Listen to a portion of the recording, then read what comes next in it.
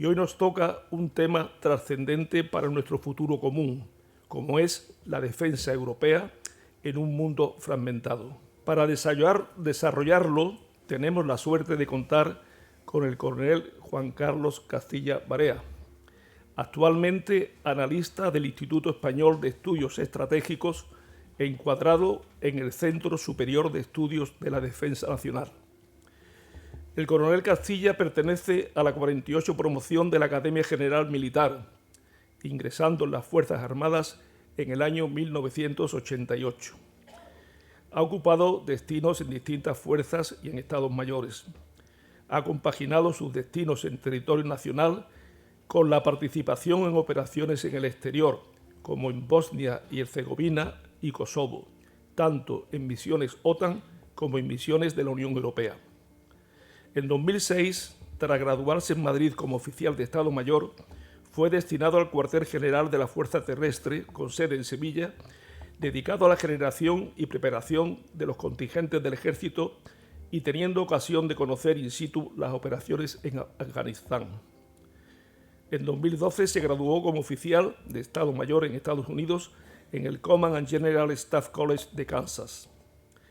A su vuelta a España, sirvió en la División de Logística del Estado Mayor Conjunto. Durante ese periodo, se le destacó a Bruselas, sirviendo en la célula de apoyo del Estado Mayor de la Unión Europea. En el verano de 2014 asumió el mando del Grupo de Artillería Ligera en San Roque. Ejerció como jefe del contingente español Patriot entre julio de 2015 y enero del 2016 en una misión OTAN de defensa antimisil en apoyo de Turquía.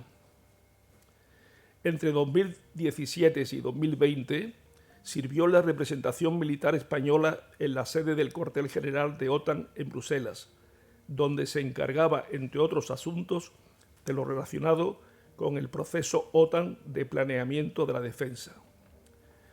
En su historial académico, además de los 2 cursos de Estado Mayor, es máster en Paz, Seguridad y Defensa por el Instituto Universitario Gutiérrez Mellado de la UNED. El 24 de julio del pasado año defendió su tesis doctoral dentro del programa de seguridad internacional del mismo centro, tesis que forma parte del programa de doctorandos de la Escuela Europea de Seguridad y Defensa. Pues bien, con este extenso bagaje que hemos intentado resumir, lo mejor será pasarle la palabra al coronel Castilla para que nos enriquezca con sus conocimientos sobre el tema que aquí nos trae. Bueno, pues lo primero es agradecer a Cajasol la oportunidad de dirigirme a todos ustedes, especialmente a don José Luis y a Juan Antonio Peralta, que tuvieron a bien pedir una colaboración a Capitanía en Sevilla.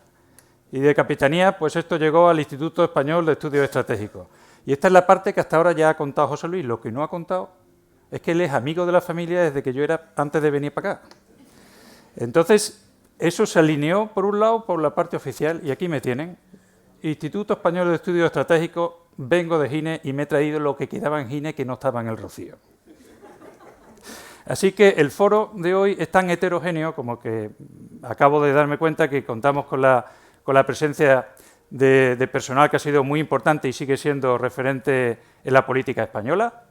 Y permítanme decirles que nos acompaña el anterior presidente Chávez, amigos del alma que tengo a su lado, aquí, y espero no aburrirles con lo que les voy a contar.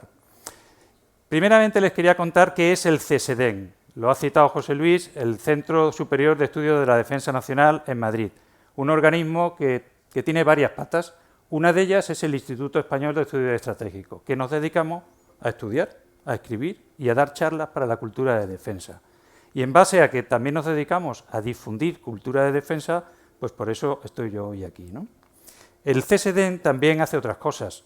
Hoy se está clausurando el curso de Defensa Nacional, la Delegación de Defensa aquí en Luis Montoto, que normalmente se hace solo en Madrid, a diputados, a gente de la industria, a gente del periodismo, de las empresas. Se está abriendo a otros lugares de España y en eso está nuestro teniente general bien implicado. Como les digo, el primer curso de Defensa Nacional fuera de Madrid se está clausurando hoy. También se les da la formación de los cursos de Estado Mayor dentro de la Escuela Superior de las Fuerzas Armadas, Departamento de Diplomacia de Defensa y una pequeña estructura dedicada a Historia y Cultura Militar. Bueno, nos trae aquí el ciclo confiable de 3 charlas, que para mí ya les digo que es azaroso. Y es azaroso en lo personal porque me toca ser el tercero que hable sobre Europa ante un nuevo orden mundial. Y es un compromiso porque hablar después de 2 catedráticos como la catedrática, la profesora Maricruz Arcos, que nos habló el día 19 de mayo sobre los instrumentos de la Unión Europea para responder a los retos actuales, y también detrás de otro catedrático de la Universidad de Sevilla, don Juan Torres López, sobre economía, los desafíos que tenemos en el euro y la nueva era, pues a mí me toca hablarles. Y yo en el mundo académico pues no tengo tanto bagaje, lo mío es más operativo y en esto soy un neófito, así que un poco el movimiento atrevido en un foro confiable fiarse en mí, don José Luis, pero haremos lo que podamos. Y cómo no, lunes de Pentecostés, así que lo primero es encomendarme al Espíritu Santo. Tenemos a la señora en las calles, así que mi primer afán es hacerme entendible. Y eso le pido yo al Espíritu Santo a lo heterogéneo del auditorio que hay aquí hoy, ¿no? Yo me siento entre un reto y a ello vamos, ¿dónde nos puede ayudar? Vamos a hablar del mundo fragmentado, de España, la seguridad y la defensa, de las organizaciones internacionales, la OTAN y la Unión Europea, y unas pequeñas conclusiones. Esa es la agenda. Les hablaré, por tanto, de esos 4 puntos. Y como ustedes saben, a veces los caricaturistas tienen la virtud de resumir la actualidad mucho mejor que lo puedo hacer yo o en 1000 palabras.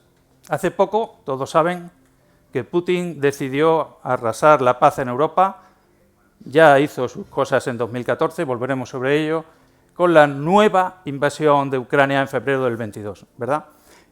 Y tienen en la fotografía también aparece el presidente chino, Xi Jinping, con su eterna sonrisa, propia del confucianismo chino también, con su paciencia estratégica, que enseña su bandera a Rusia. Mientras, en la OTAN, uno irrumpe, que nos atacan los rusos, les traduzco lo que dice el caricaturista, ¿no? Y abajo, pero no ves que estamos ocupados. Pero fíjense, ¿cuántos militares ven en la escena de la caricatura? 1, 2, 3... Hay muchos más políticos en OTAN, sobre eso volveré. A todo esto llega el presidente Trump, por segunda vez, señores. Fíjense, coge el globo terráqueo que estaba hinchado con todos los beneficios de la globalización, lo arruga, lo estira, le pone tensión, pero fíjense en el punto donde hay fractura es primero en el aislacionismo que parece poner en práctica el presidente Trump sobre los propios Estados Unidos dentro del globo. Sobre esto también hablaremos. Y finalmente, ufana, la presidenta de la Comisión Europea, Ursula von der Leyen, le dice al presidente Trump, que parece la sota de bastos un poco en ojos del caricaturista, bueno, ¿y cuáles son las reglas para funcionar en este nuevo mundo, no? Y el otro le dice, ¿las reglas? En fin, sobre esto les quiero hablar. Pero claro, lo primero, y supongo que el profesor de Economía les hablaría, es que el mundo no se centra en Europa como nosotros estamos acostumbrados a verlo. El centro de gravedad económico y casi político, diría, pero sobre todo económico, está en el sudeste asiático. Y si hablamos del sudeste asiático no es lo mismo, es un concepto del interior, de China, de Rusia, no es lo mismo que si hablamos del Indo-Pacífico, que son los 2 mares que conectan al sudeste asiático. De eso les hablaremos hoy. Allí está el centro, no más en Europa. Y esas reglas a las que la presidenta de la Comisión preguntaba son estas columnas que se están rompiendo en medio de lanzas que esgrimen las grandes potencias que están en pugna. Esas columnas que se tambalean son las reglas que los europeos inventamos en el siglo XVII con la Paz de Westfalia. La no injerencia, la soberanía de los estados, todo eso que la Rusia de hoy en Ucrania pues ha venido a romper en la arquitectura de seguridad europea. Pero sobre todo, es también los pilares que se fundamentaron, se pusieron en construcción por los Estados Unidos tras la Segunda Guerra Mundial.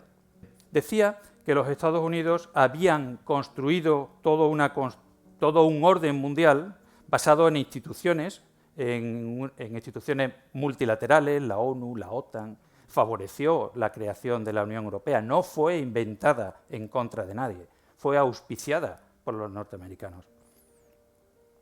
Pero en fin, aquí tenemos dónde está el mundo hoy.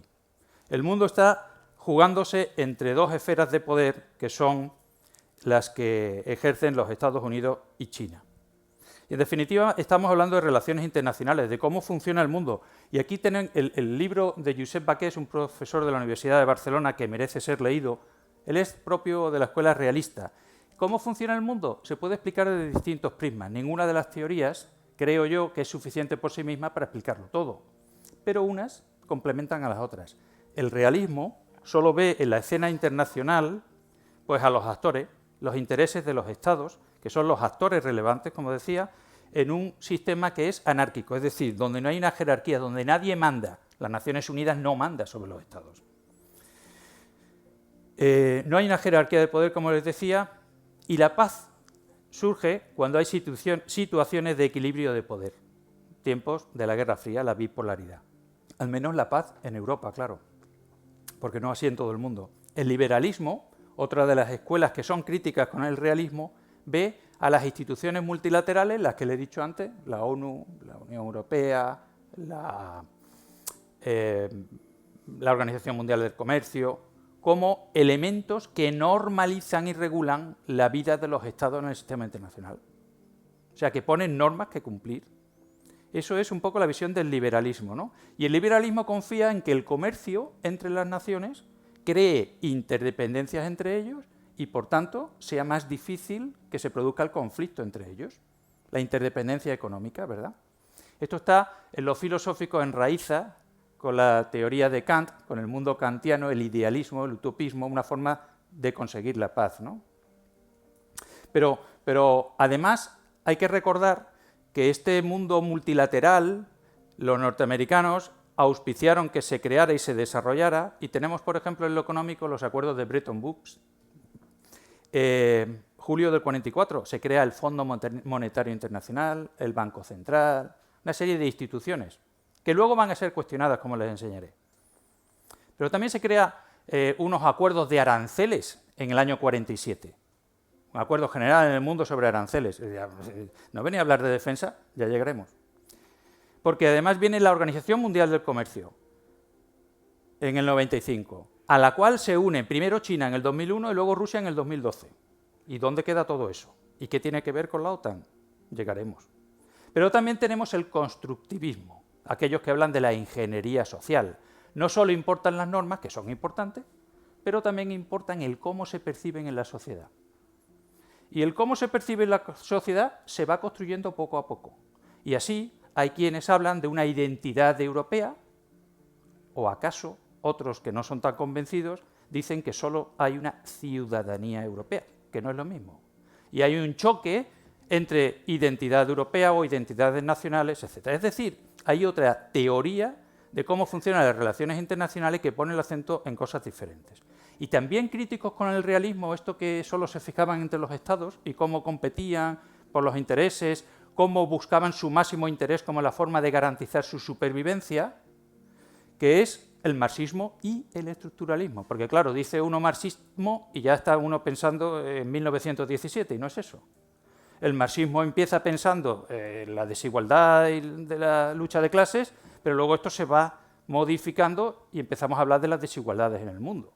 Y entonces empezamos a analizar cómo es la estructura del mundo, ¿verdad? Y todo esto se relaciona, cómo se maneja, por ejemplo, las Naciones Unidas, ¿no? Si los pobres del mundo tienen o no voz irrelevante o suficiente en Naciones Unidas. Bueno, pues la geopolítica no es una teoría de relaciones internacionales, pero sí es un enfoque, una manera de ver las cosas. La geopolítica, geo y política. La geo es la geografía, la importancia que tiene la geografía a la hora de concebir y poner en marcha las políticas, y entre ellas también las acciones y la política internacional de un país.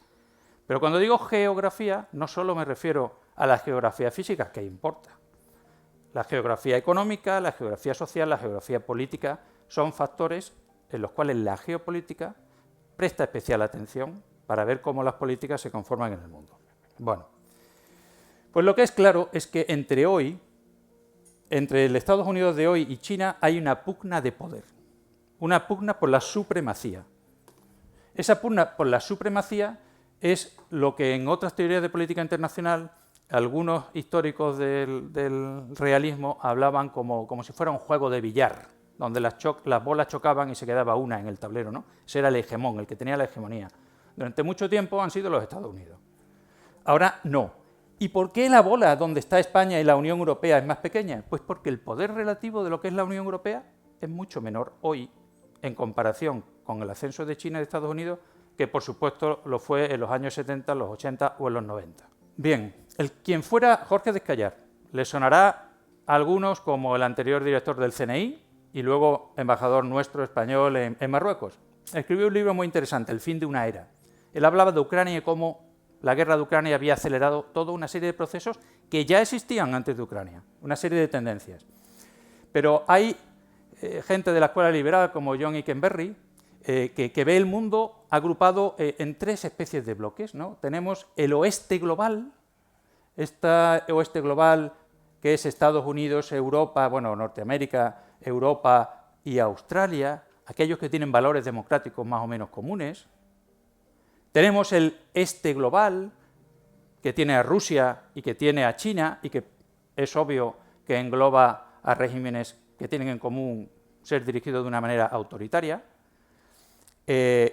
Irán y Corea del Norte están aquí indicados en rojo. Y tenemos luego un grupo muy heterogéneo que algunos le llaman el sur global. Tan heterogéneo como que ellos van cambiando sus alineamientos con China, con Rusia, con Estados Unidos, según lo que se esté discutiendo. Y en el foro que sea, en las Naciones Unidas o en cualquier foro.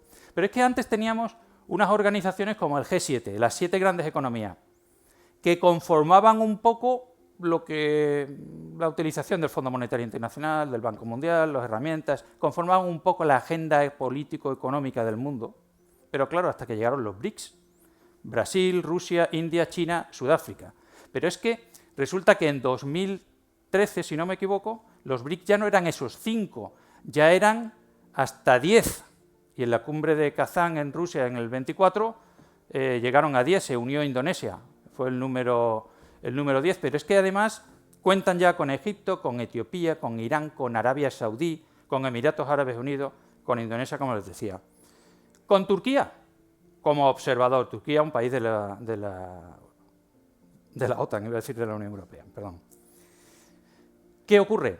Pues que el G7, que era tan influyente en el mundo, pues tiene el control sobre un tercio de la economía mundial y un 10% de la población, mientras los BRICS, pues prácticamente nos vamos a la mitad del Producto Interior Bruto agregado y prácticamente la mitad de la población mundial. Y los BRICS tienen su propia agenda, que van cambiando la agenda mundial y que influyen en la ONU y en otros foros. Luego, ya no está claro que el mundo multilateral de las organizaciones multinacionales, en lo político y lo económico, fuera manejado por los Estados Unidos. El otro día en una conferencia unos oficiales de Malasia me preguntaban que si veían a China como el líder del sur global. Bueno, yo les di mis razones, por las cuales no. Pero es que este nuevo desorden, que es donde lo que viene un poco a explicar Descallar, no solo ocurre aquí en la Tierra, es que estamos vigilados desde el espacio y apoyados desde el espacio para nuestra vida cotidiana y en un espacio congestionado y militarizado. Esos son los hechos. Entonces, como son los hechos, no son discutibles. Otra cosa es las potencias normativas que podemos aspirar a regular algunas cuestiones que obviamente cabe regular. Pero es que estamos en un mundo que no solo es el globo, sino que participa el espacio de esta competición entre potencias, a la que se une India, está Rusia, está China, algo está la Unión Europea, sino que hay una pugna por los materiales críticos, las tierras raras, que les sonará, ¿verdad? ¿Por qué esa pugna? Porque es la que permite después realizar los microchips que se producen sobre todo en Taiwán y que son necesarios pues no solo para la inteligencia artificial, sino para las energías renovables, las verdes, y para la automatización de la guerra que estamos asistiendo. Fíjense si son importantes. Y ni siquiera los Estados Unidos tienen suficiente cantidad de materiales críticos para estas cosas. Pero lo importante es que estamos inmersos en una revolución de la mano de la inteligencia artificial que afectará no solo a lo militar, al espacio, sino a la vida social que vamos a tener. Pero es que además en 2024 estamos en un mundo donde los conflictos, el número de conflictos es mucho mayor. Hay más víctimas. Y esto es numérico. ¿Y desde cuándo ha cambiado el mundo? ¿Qué tenemos? Pues hay quienes dicen que cambió en 2014 y encuentran sus motivos en Crimea, en Rusia, Ucrania en 2014. Hay quienes decían que esto empezó a cambiar cuando los americanos no respetaron sus propias líneas rojas en la guerra civil de Siria. Hay quienes dicen que en 2017 lo escribieron en negro sobre blanco. Entonces, en 2017 ocurrieron dos cosas. Una en China. El Partido Comunista Chino pues decide que para el año 25 China tenía que estar a un nivel de tecnología al menos como el resto. Es decir, equiparado a los Estados Unidos o a Europa, por supuesto. Y que en el 49 serían el líder mundial. Pero es que además, en Estados Unidos, el presidente Trump empieza en enero del 16 su primera presidencia, aquí tienen al anterior secretario general de la OTAN, Stoltenberg, escriben en un documento oficial que es una estrategia de seguridad nacional, que China y Rusia son poderes revisionistas. ¿Revisionistas de qué? De cómo funciona el mundo. Y que esa revisión que quieren poner, pues van en contra de sus valores y sus intereses. Luego está claramente señalando cuáles son las amenazas para los propios americanos en el mundo. ¿A quién favorece el tiempo? Mi opinión, y voy a decir de nuevo un caveat, lo que yo diga aquí hoy no son posturas oficiales, no son la postura del Ministerio de Defensa, como está grabado lo voy a cuidar, son mis opiniones y en base al puesto que ocupo me permito darlas, ¿no? En mi opinión, yo creo que los Estados Unidos han determinado, están convencidos de que el tiempo ya no les favorece. En la carrera económica y tecnológica, China ha alcanzado tales niveles que si no les ponen la prueba hoy, no se la podrán poner mañana. Y claro, esto tiene unas consecuencias en lo militar. En lo militar, China lleva un programa de modernización de su armamento que es tremendo. Son capaces de construir más buques de guerra que los norteamericanos. Tienen más buques, pero claro, no los tienen tan tecnológicamente avanzados como ellos. No tienen tantas flotas de portaaeronaves, por ejemplo. Están, creo, construyendo el tercer portaaeronaves, mientras los americanos tienen 11 grupos navales con portaaeronaves. Estos dos son los principales actores, pero en la sombra está Putin y hay una alianza estratégica entre China y Rusia que no es nueva, comenzó en el año 96 con Boris Yeltsin. Y claro, ¿quién está conformando el mundo? En el 45 fueron los británicos, los norteamericanos y los rusos, en dos conferencias, Yalta y Potsdam. Veremos cómo se acaba conformando el mundo. Evidentemente, me da la impresión que la voz de la Unión Europea no está en la mesa de negociaciones para conformar el nuevo mundo. Así que hay retos globales, hay multipolaridad, hay uso de poder en la economía, la fuerza, en las relaciones internacionales, hay una disputa de la legitimidad y está la trampa de Tucídides. La trampa de Tucídides, le sonará de los griegos clásicos, es cuando una potencia en el mundo es la hegemónica y una está emergiendo, lo que hemos hablado. Pues la que era el hegemón se siente amenazada. Bueno, pues Graham Allison nos analizó 16 casos. Solo en 4 se libraron de enfrentamiento armado. Un mundo donde la distribución global se está reconfigurando. Bipolaridad, multipolaridad, asimétrica, la geoeconomía, la geopolítica en medio de una revolución industrial y el orden basado en normas es la primera víctima. La ONU, la OTAN, la Unión Europea, la OSCE, la Organización de Seguridad y Cooperación para Europa, en un mundo donde las alianzas son cambiantes y además hay un aumento de la posible proliferación nuclear. Dicho esto, hay que acudir al Espíritu Santo de nuevo. Nada está escrito y reflexionar da oportunidades a un mundo más pacífico, ¿verdad? Vamos con España. Tenemos un arco de inestabilidad que se extiende desde el norte, con las fronteras, aquí tenemos Finlandia, el último aliado, toda la frontera rusa, que pasa por el conflicto árabe-israelí, que pasa por el norte de África y cae al Sahel, donde hay un gran arco de inestabilidad que nos preocupa enormemente y donde Rusia o hay un nuevo flanco para la OTAN / Unión Europea o ha abierto un nuevo frente.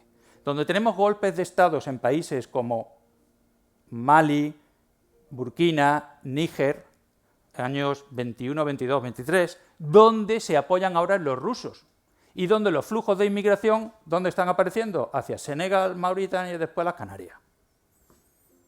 Una aproximación indirecta. Pero claro, en mi opinión, la seguridad de España se basa en 4 pilares. Una mesa en equilibrio, con 4 patas. La primera, nuestra bandera es la capacidad autónoma de responder a los desafíos. Derecho soberano e inalienable para nosotros. La segunda, yo me atrevería a decir que es la relación privilegiada con los Estados Unidos. Señores, me podía remontar al capitán Fernando de Leiva, como le dije el otro día en León a un diplomático norteamericano, de Ceuta, donde nada más comenzar la guerra de los norteamericanos contra los británicos, se dedicó a defender la ciudad de San Luis y el río Espíritu Santo, que es que hoy me ha venido, el río Mississippi con Missouri. Quiero decirles que las relaciones transatlánticas se componen de 2 vectores. Uno, el vínculo histórico, el vínculo sentimental, nos unen las democracias, y el pacto, el bargain, el negociar los aspectos económicos y otras cuestiones, unas más pragmáticas que otras. Pero, obviamente, la OTAN y la Unión Europea. La OTAN en el hard, en lo duro, y la Unión Europea en muchos más aspectos. Fíjense que esto no es casualidad. Pero les ponía aquí la maestranza. La maestranza tiene estas 4 patas y se relacionan con arcos, pero además mucho más complicado, porque los arcos van de unos para otros, de todos a todos.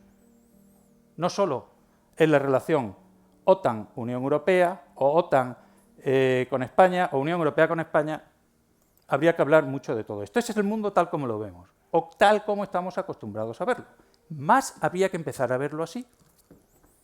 Porque es que África se nos viene encima.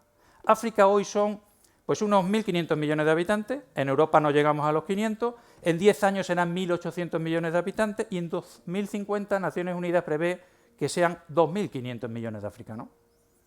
Ya les he contado lo que ha pasado o lo que está pasando en el Sahel. Tenemos el Sahel, tenemos el Sáhara y tenemos el Magreb. Y todo esto viene. El señor Borrell, el 26 de marzo, nos decía en La Granja, una jornada de geopolítica, que la misma distancia hay entre un misil que sale de Yemen hacia Israel, como el otro día, que si saliera de Malí o del Magreb y llegara a España. Físicamente en la misma distancia, claro, si alguien les abasteciera de ese sistema.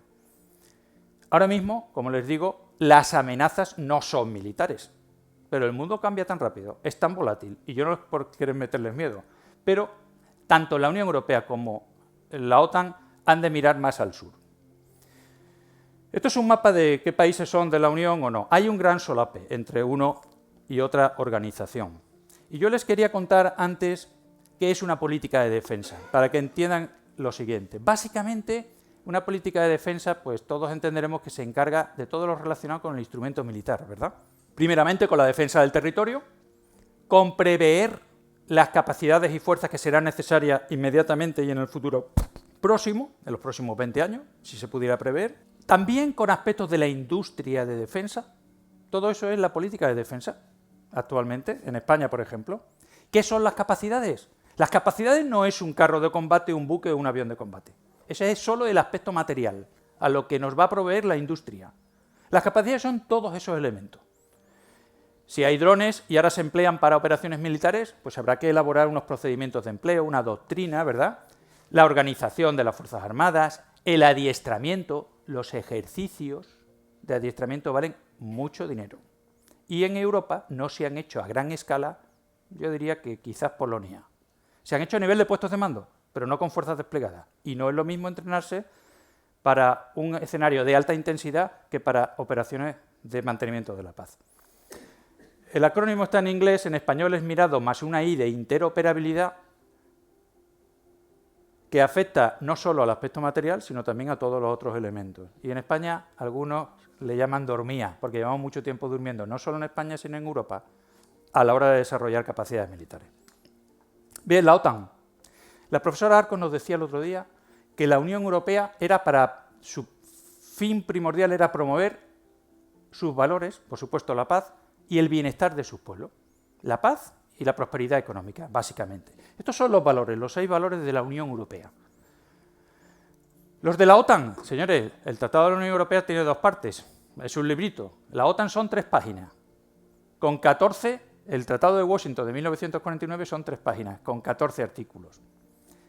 En el preámbulo y en el artículo 2 habla de valores. Por supuesto podríamos discutir que hay aspectos, peculiaridades de un sitio y de otro, pero básicamente ambas organizaciones comparten lo que es un sentido de proteger la libertad, también la libertad individual en el caso de la OTAN, la democracia, el imperio de la ley o el Estado de Derecho, respeto a los derechos humanos, pero hay peculiaridades sobre cómo lleva uno a promover una cosa o la otra. La Unión Europea está enfrascada en un proceso de construcción de su propia integración en muchos aspectos. Y la OTAN, bueno, pues asuntos de la OTAN, la defensa colectiva, la cooperación político y militar, etc. Pero les quería decir que son complementarias. Hay un concepto propio del constructivismo que es el de comunidad de seguridad. Una comunidad de seguridad es aquella que países que se ponen de acuerdo, que tienen los mismos valores y que se ponen de acuerdo primeramente en no meterse mano, en no tener conflicto entre ellos. Eso es la Unión Europea desde su inicio, pero también lo es en el lado de la OTAN en cuanto a los valores. Pero claro, la OTAN es una alianza político en primer lugar y militar también. Fíjense, les estoy hablando de político y militar también. Es una alianza porque en el momento que hay una amenaza que afecta a todos esos que se habían puesto de acuerdo en no tener conflictos entre ellos, se unen para reaccionar ante esa amenaza. Eso es una alianza. ¿Y cuál es lo común entre las dos y dónde está la complementariedad? En que los países son los dueños de las capacidades militares y que esas capacidades militares se usan tanto para la OTAN como para la Unión Europea, según sea el caso. Entonces, a ambas organizaciones les interesa que los países tengan las mejores capacidades posibles. Es decir, hablamos de un conjunto único de fuerzas. Bien, esto ya se lo hemos enseñado. Rusia es una amenaza, pero España le interesa el Sahel y una visión de la OTAN 360, pero es que España es un socio fiable, solidario y comprometido. Estas son todas las formulaciones políticas que encontrarán en nuestros ministros de Defensa y de Exteriores a lo largo de todos estos años. ¿Qué ocurrió la semana pasada, el jueves y el viernes? 5 y 6 de junio, los ministros de Defensa aliados aprobaron los nuevos objetivos de capacidades. Señores, les explicaré luego, pero se han puesto de acuerdo para decir hay que tener más capacidades ante este entorno. ¿Cuántas? ¿Las mismas que antes? No, muchas más, tanto cuantitativamente un 30% más, pero es que cualitativamente también. De esas, si yo tenía 10 y ahora tengo que tener 14, esas 12 tienen que estar listas para ir al combate mañana, no dentro de un año y medio, a medida que vayamos viendo cómo evoluciona la situación internacional. Pero ¿qué se discute después, a final de junio, en la cumbre de La Haya, el 24 y 25 de junio? Todos estarán, o hago la presunción de que estarán familiarizados con el famoso 2%, ¿verdad? Eso está en los medios. ¿Y qué se discute? ¿El 5% que dice Norteamérica? ¿El 3,5%? Fíjense, no hay ni un solo cálculo que relacione el número de capacidades con el porcentaje del PIB y que matemáticamente haga esa resolución de la ecuación. No existe, por múltiples razones que podría ahondar en ello. La OTAN. La OTAN ha sido un esfuerzo de adaptación continua. Hay quien escribe, el anterior embajador de Cárcer, que tuve la suerte de conocer en Bruselas, escribe sobre estas 3 fases. El señor Borrell nos decía, la OTAN no está muerta, haciendo alusión a las declaraciones de Macron de hace unos años, del presidente francés, pero puede caer en hibernación. Podríamos discutir sobre ello. Tratado del Atlántico Norte. El artículo 2 habla de los valores, de la economía, la resiliencia. El artículo 5, la defensa colectiva, ¿verdad? Fíjense, les pongo el artículo 2. Decía que la OTAN era una organización política. y que las relaciones internacionales pacíficas y amistosas han de reforzar las instituciones libres que hay en el mundo, la estabilidad y el bienestar, tratando de eliminar conflictos en sus políticas económicas internacionales. ¿Les suena esto de los aranceles? ¿Esto es motivo de la OTAN o no? ¿O solo lo militar? Pero es que el artículo 5 hay que leerlo muy bien. No hay ningún automatismo, señores. Repito, es mi opinión, pero no solo la mía. Para que un ataque sea considerado motivo de invocar el artículo 5, lo primero y primordial es que todos los aliados estemos de acuerdo en que vamos al artículo 5. Es decir, ha de ser aceptado o aprobado por unanimidad. Pero es que, aún en ese caso, cada una de las partes y de forma individual decide cuáles son las medidas. Luego todo se negocia en la OTAN. El artículo 5 solo se invocó con el caso de Afganistán, las Torres Gemelas. No hay automatismo, requiere unanimidad. Y yo estaba en una conferencia en Alemania donde le preguntaron a una coronel norteamericana si seguían creyendo en el artículo 5, y estamos hablando en tiempos de Biden. Tiempos de la Guerra Fría, la bipolaridad, la estabilidad, la importancia de los planes de defensa en Europa y la defensa colectiva, la importancia del arma nuclear que nos aseguraba la mutua destrucción. Eso duró hasta los años 89, la reunificación alemana, 91 con la implosión de la Unión Soviética, ¿verdad? Después le siguieron los tiempos de la crisis en los Balcanes, recordarán las guerras en Yugoslavia, pero en ese momento Rusia, heredera de la URSS en muchas cosas, pues era una Rusia débil. Putin llegó al poder en el 99, les recuerdo. Y era la época en la que tanto en Estados Unidos como nosotros, Estados Unidos dedica un 3 y pico % a defensa actualmente, disfrutábamos de los llamados dividendos de la paz, es decir, que invertíamos más pues en otras necesidades. Pero llegamos al 2013. Digo 2013, no 14.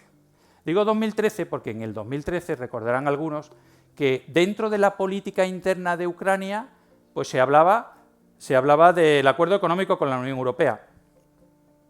Y esto, lógicamente, no estaba de acuerdo con las esferas de influencia rusa en el ámbito de las antiguas repúblicas soviéticas. Pero es que llegamos al 14 y se produce el llamado Euromaidán, que los rusos siempre nos dirán que fue un golpe de Estado auspiciado por los norteamericanos y ayudado por la Unión Europea. Y bueno, yo no soy ruso, ni mucho menos. Pero en Maidán recordarán al candidato republicano McCain, ¿verdad? Estuvo hablando a los ucranianos en la plaza. Y también un señor que se llama Murphy, en este caso demócrata. Y claro, ocurrió la ley de Murphy. Aquello fue de mal en peor. El presidente Yanukovych dimitió después de una visita a Rusia, se exilió a Rusia y se armó lo que se armó. La toma de Crimea, la desestabilización de los hombrecitos verdes en el resto del Donbass. La guerra entre Ucrania y Rusia empezó en el 14. ¿Qué hace la OTAN? La OTAN tenía el frente que se abre en Rusia, que es mejor no tocar en Ucrania, y la situación en Siria en el 2015 también se estaba deteriorando en el 14, total, que llegan a la cumbre de Gales de 2014. Y en la cumbre de Gales, entre otras cosas de refuerzo de la postura de disuasión y defensa, es decir, de despliegue de fuerzas al este de Europa, por si aquello iba a peor, pues se acuerda lo que llamaron la Defense Investment Pledge, las 3 Cs, las capacidades, el cash, el dinero, las capacidades y los compromisos. Es decir, que todos iban a comprometerse en llegar al 2% del PIB en inversión en defensa en el año 24. A esto se comprometió el gobierno de Rajoy en el año 14. Entonces estábamos en el 0,92. Pero se comprometían a cumplir con los objetivos de capacidades de la OTAN en ese proceso de planeamiento que se repite cada 4 años y que este año acaban de aprobarse, la semana pasada, y se comprometían a que esas capacidades se usaran en las misiones de la OTAN. En los dos aspectos España cumple perfectamente. En los dos últimos, claro está. Con esto después llegamos a la Cumbre de Madrid, el nuevo concepto estratégico de la OTAN, donde se requiere mayor inversión en defensa, se sigue apoyando a Ucrania, se apoya en esa OTAN global, se están dando los pasos para atemperar a los norteamericanos, trayendo a Australia, Japón, Nueva Zelanda y Corea del Sur, las invitaciones a Suecia y Finlandia, y el sur existe, y los movimientos migratorios, que auspiciados por otros, son ejemplos de amenaza híbrida. Pero es que además se aprueba un nuevo modelo de fuerzas, es decir, que la OTAN tiene que pasar de ser capaz de movilizar en 10 días no a 40.000, sino a 100.000. Y en un mes tenemos que tener otros 200.000 dispuestos para ir a combatir, que no es lo mismo que para ir a entrenarse, ni para hacer un desfile en la Castellana. Pero es que en 6 meses llegará a 800.000. ¿Les parece mucho? Hoy, en Rusia, en Ucrania, los rusos tienen desplegados 700.000 y los ucranianos, tratando de defenderse, casi 600.000. Imagínense lo que es toda la frontera del este. Pero es que hoy Rusia tiene efectivos, sin contar las reservas, de 1.300.000 soldados en filas, con en los próximos meses llegando a 1.500.000. ¿Y cuántos tiene la Unión Europea? ¿Cuántos tienen los países europeos de la OTAN? Pues sin contar a Turquía tenemos, y ni los norteamericanos, pues unos 1.800.000. Pero esto no es contar soldados y enfrentarlos. No es mucho. Llegamos al 75 aniversario de la cumbre en Washington de la OTAN. Aquí preocupaba mucho la situación en Ucrania, pero es que además también preocupaba al presidente Biden que el presidente Trump fuera presidente y hizo innovaciones legales para dificultar una posible salida de los Estados Unidos de la OTAN. Y con esto llegamos al presidente Trump. El presidente Trump, como candidato, ya sabemos que como candidato no se dice lo mismo que como presidente, o no tiene la misma validez o repercusión. El presidente Trump habló más moderadamente que el candidato Trump. El candidato Trump dijo, si alguien no paga el 2%, que Rusia haga lo que quiera. Cuando ya era presidente en enero, dijo que iba a pedir a los países de la OTAN que aumentaran el gasto en defensa hasta llegar al 5%. Y claro, bueno, yo tengo aquí un artículo, pues si no soy como Paco Umbral, y no les cuento algo de mi libro, que he escrito poco, el difícil equilibrio en el triángulo transatlántico, la Unión Europea, la OTAN y los norteamericanos. Ese es el triángulo. Y esta es la situación de España. Nosotros estamos aquí en temas de inversión en defensa. Pero el reparto de la carga es un concepto académico desde los años 50, de la teoría económica de las alianzas. Y no solo se trata de decir quién pone dinero. Señores, Islandia, socio fundador de la Alianza Atlántica, no tiene ejército. ¿Cuánto invierte en defensa? También aportan en geografía, nosotros también. Quiero decirles con esto que no se dejen llevar por la primera idea que alguien nos trata de poner en la cabeza. No es solo la inversión cuantitativa, también la inversión en capacidades, y nuestra ministra el otro día dijo, yo creo que con el 2% llegaremos a dar las capacidades que nos piden. Pero claro, es que dentro de 10 días hay una cumbre en la OTAN donde va el presidente, pues que hable el presidente. Y tendrá España, los acuerdos de la OTAN se toman por unanimidad. Luego, la postura de España, que tiene un plan industrial y tecnológico recién sacada para llegar en este año al 2%, pues no es fácil. Este es el plan. Es verdad que desde el año 18 España ha aumentado mucho en términos objetivos su inversión en defensa. Más que verdad. Y en términos relativos, pues también. Pero fíjense, es para leerlo en detalle el plan, ¿eh? Me gusta más leer los enunciados y las formulaciones de índole político-estratégica que hay en el plan que los propios datos. Porque habla de España miembro fiable y central de la Unión Europea. ¿En alguna ocasión la Comisión ha pedido? Claro, hay reuniones. Pero pedirla formalmente se viene pidiendo en el ámbito de la OTAN desde hace mucho tiempo. Ni siquiera en PESCO existe el compromiso formal del 2%. A mí siempre me encanta volver a ver en YouTube la comparecencia del que era GEMAD en 2018 ante el Congreso, ante el proyecto de presupuestos. Pero claro, mientras voy a la Unión Europea, la urgencia está ahí, Putin es una amenaza y mientras estamos discutiendo la estrategia en la Unión Europea, ¿verdad? Vamos a ello. Solape. 23 países de la Unión Europea son también miembros de la alianza. Rusia es una amenaza. Rusia ha doblado o cuadruplicado su capacidad industrial de producir equipos de combate, piezas de artillería, carros de combate. Y ni siquiera con las fuerzas convencionales actuales de Francia, Reino Unido, Alemania e Italia seríamos capaces hoy, o tenemos bastantes problemas hoy, para anular un ataque convencional en los Bálticos. El ministro de Defensa alemán, que son muy serios, ¿verdad?, han llegado a modificar su constitución para poder endeudarse para inversión en defensa e infraestructuras asociadas. Muy importante lo de las infraestructuras asociadas y los usos duales. ¿Dónde estamos? Nos decía el señor Borrell esto. Pues que no hay un ejército sin Estado y la Unión Europea no es un Estado. Olvídense, no hay un ejército europeo. El señor Borrell, Informe Semanal, le preguntó, pero si acaba el presidente esta mañana de decir en el Congreso que quisiéramos un ejército europeo. Y le dijo el señor Borrell, claro, eso es una aspiración. Claro, es una aspiración cuando haya un nivel de integración en defensa y política en la Unión Europea, quizás suficiente algún día. Yo decía que para mí el panorama de la industria de defensa en Europa, escribía en nuestro instituto, que está todo online y abierto, decía, yo titulaba algo del folk europeo, la música folclórica europea, ¿no? La industria y el mercado europeo de defensa son como la música folclórica. Aquí cada uno funciona con sus discográficas, es decir, con nuestras propias empresas de industria de defensa, con sus voces e instrumentos, es decir, con nuestros propios requisitos militares, los propios, los de España,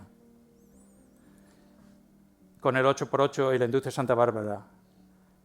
Nuestras voces e instrumentos y para un público nacional, es decir, cada país compra a sus industrias de defensa para su propio ejército, no se compra agregadamente a nivel de la Unión Europea. Por eso decimos que la industria, entre otras cosas, está fragmentada.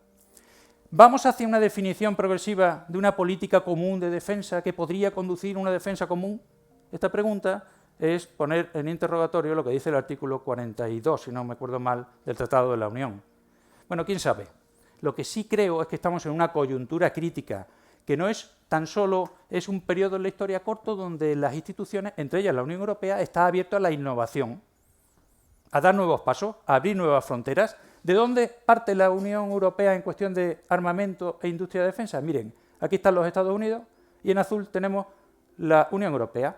Pues normalmente un vehículo de infantería de combate, los americanos tienen 2 y nosotros tenemos 5 en Europa. Imagínense los problemas de interoperabilidad en el campo de batalla si fuera necesario. Y además, ¿dónde está la discusión? ¿Hay que consolidar en grandes campeones nacionales de industria o campeones europeos de la industria? ¿Y eso cómo se conjuga con la necesidad de mantener la competitividad en el mercado europeo de la defensa? Bien, los retos, en el año 24 hubo 3 grandes informes que nos hablaban de los retos de la Unión Europea. Y creo que alguna cara identifico que estuvo en la primera charla, yo no pude asistir a la segunda, pero hay 3 informes fundamentales de leer. El informe del primer ministro Letta sobre el mercado, donde también habla de la necesidad de que los ahorros de los europeos, ustedes, en el caso de que lleguen a ahorrar alguno, no se vaya al mercado de industria norteamericano, sino al europeo. El futuro de la competitividad europea, no solo hablaba de la industria de defensa, pero también. Y el futuro del informe NISTO, el último, que recordarán la polémica en la prensa sobre los kits de supervivencia. Bien, pues este señor, que era un ex primer ministro de Finlandia, nos hablaba de que habría que preparar a la sociedad mejor ante emergencias. No solo estamos hablando de la DANA, también ante un conflicto armado. Sin alarmar, eso sí. Y es que la seguridad de Europa es el fundamento que sostiene el bienestar, los derechos y libertades, pero es un objetivo constante de los que lo quieren amenazar, afectando a sus sociedades, etc. Para mí, ¿cuáles son, desde mi punto de vista, lo que está en rojo los retos?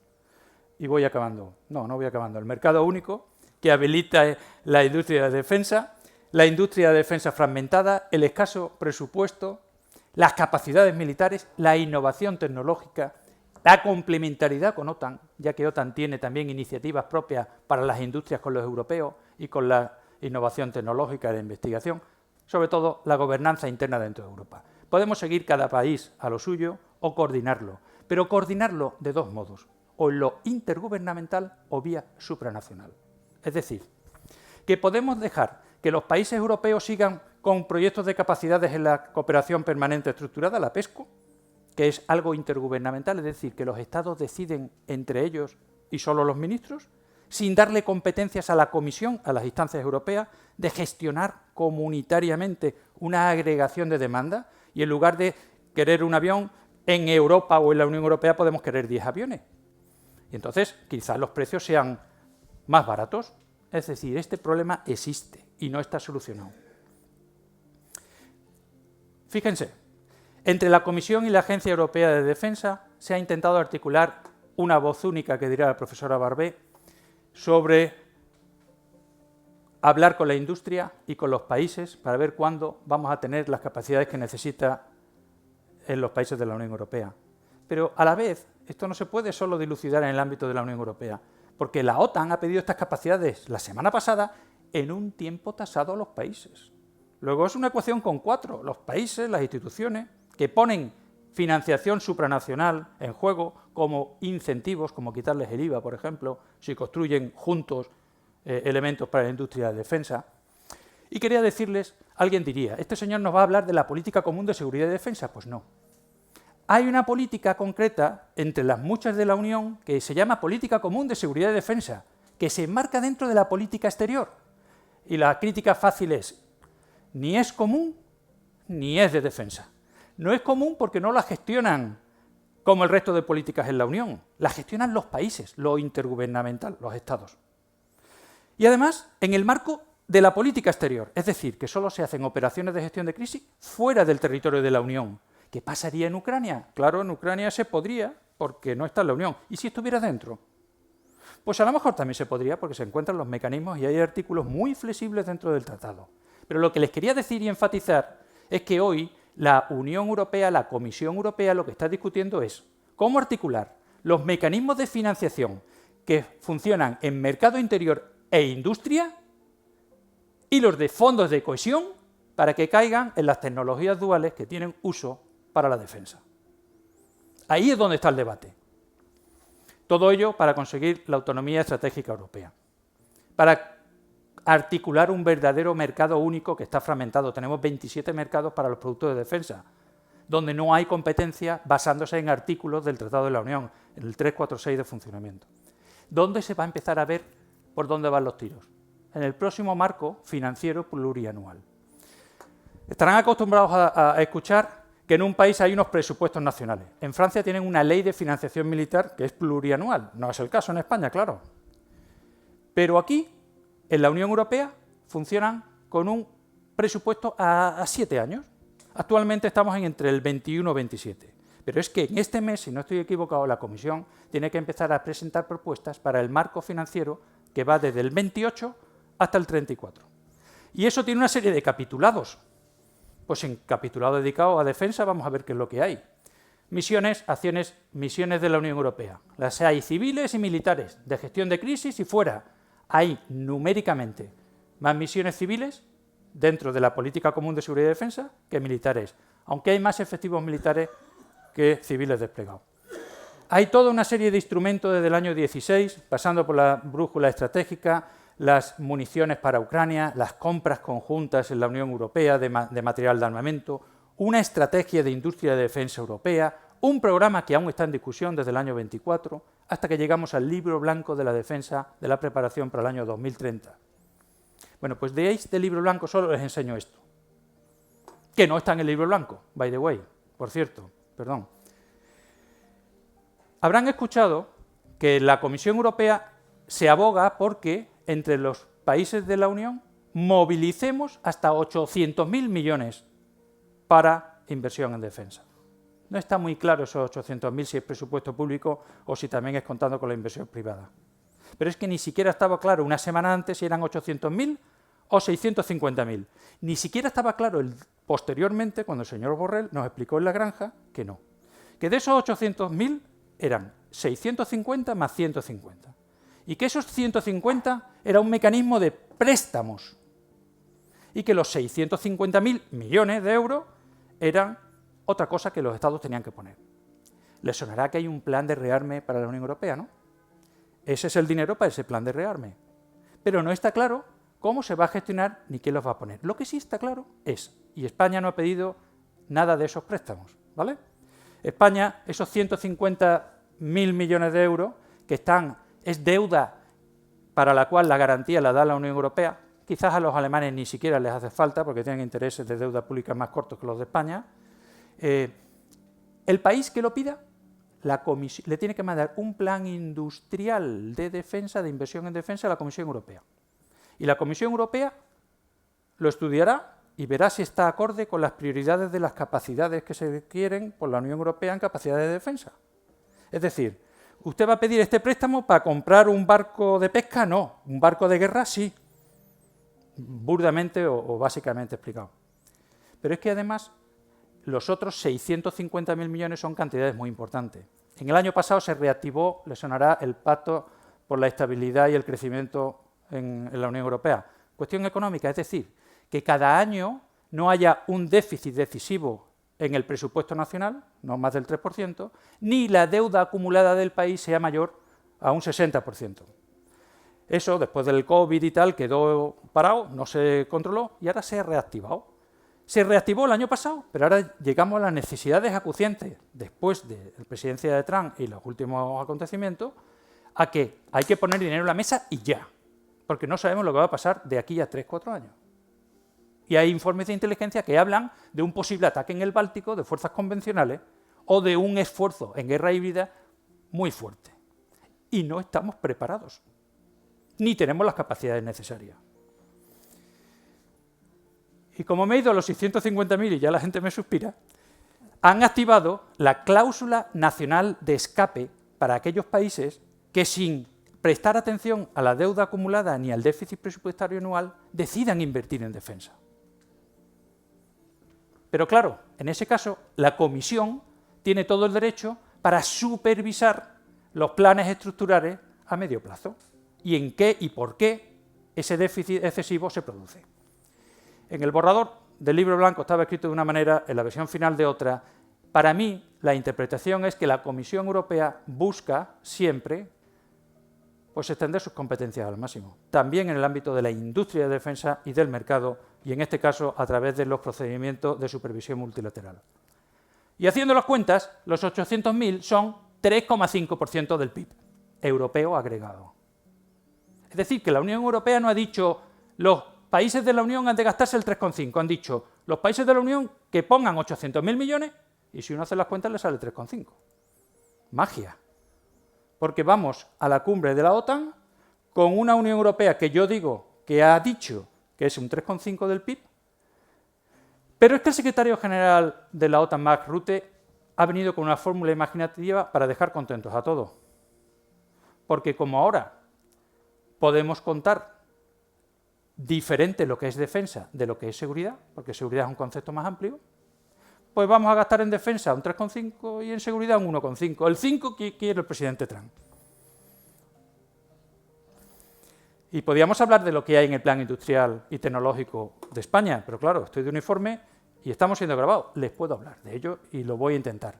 Esto, sin embargo, es el marco plurianual de la Unión Europea. Nos decía la profesora Arcos el otro día que de todo lo que gestiona la Unión Europea no llegaba al 1,4 del PIB agregado lo que era gestionado por el gobierno de la Unión Europea, por la Comisión. Pero es que estos son los capitulados. Es que ¿dónde está el dinero de la Unión Europea? En un 33% en esta política, los recursos naturales y el entorno medioambiental.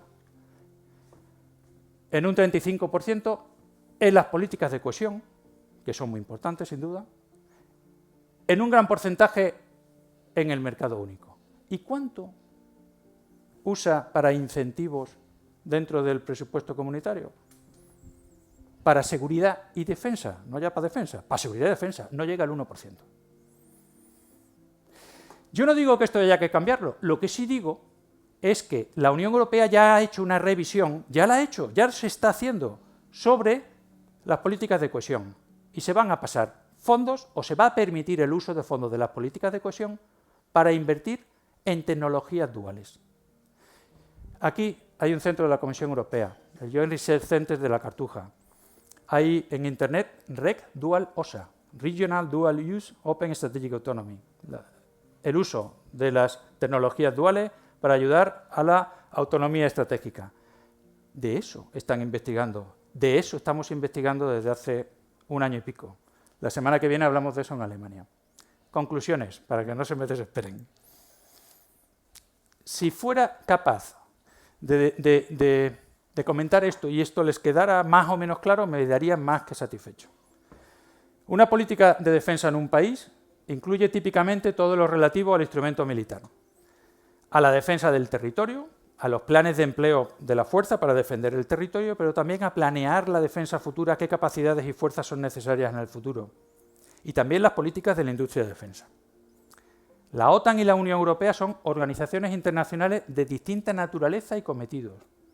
Y existen obviamente solapes entre lo que son socios y aliados y también solapes funcionales, de qué hace uno, qué hace otro, gestión de crisis, sí, ¿no? Pero para obtener el mejor conjunto de fuerzas es un interés común de ambos. Ahí radica parte de la complementariedad buscada. Mientras la OTAN se centra en que los planes de defensa del territorio europeo se puedan ejecutar con las fuerzas y capacidades necesarias, pues se encargan de la defensa territorial. Pero en la Unión Europea no se encargan de eso, se encargan de cosas que hacer fuera, de la gestión de crisis fuera del territorio de la Unión. Y actualmente la Unión Europea se centra en impulsar la preparación, las capacidades que tiene la industria de defensa y articular el mercado único para que también sea funcional, para que también funcione en aspectos de industria de defensa. Y eso tiene un reto básico entre cómo se van a gestionar los dineros a nivel comunitario o no, entre lo intergubernamental, el control férreo de los Estados, o lo supranacional, cuando los Estados ceden competencias a la Unión, que no es el caso en defensa. Y el conflicto de Ucrania, podemos hablar en el diálogo, y la nueva administración Trump sitúa a ambas organizaciones ante desafíos que son existenciales. Y con esto estoy a su disposición. Teniendo en cuenta mi condición de militar,